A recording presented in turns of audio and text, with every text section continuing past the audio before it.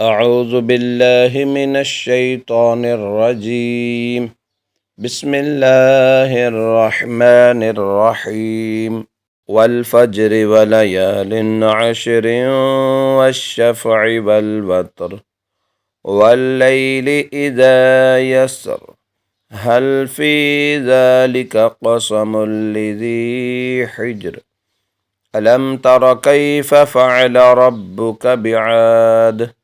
إرم ذات العماد التي لم يخلق مثلها في البلاد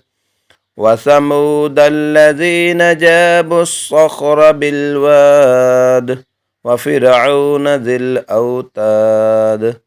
الذين طغوا في البلاد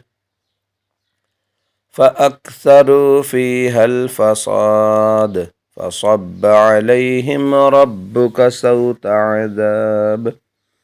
إن ربك لبالمرصاد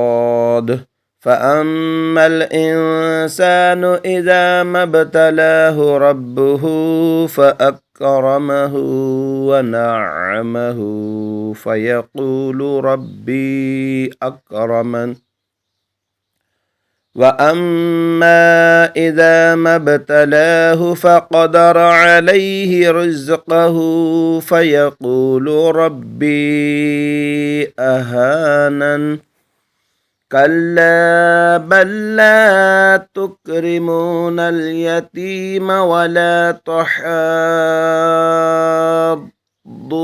على طعام المسكين وتأكلون التراث أكلا لما وتحبون المال حبا جما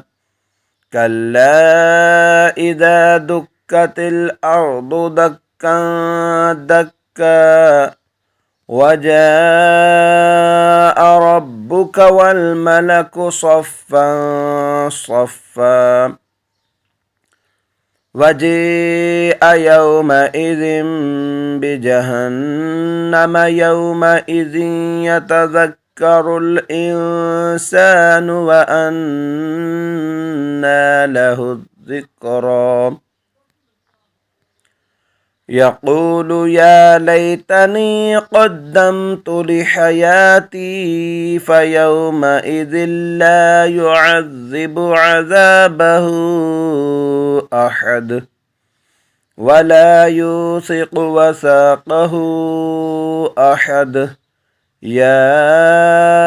أيتها النفس المطمئنة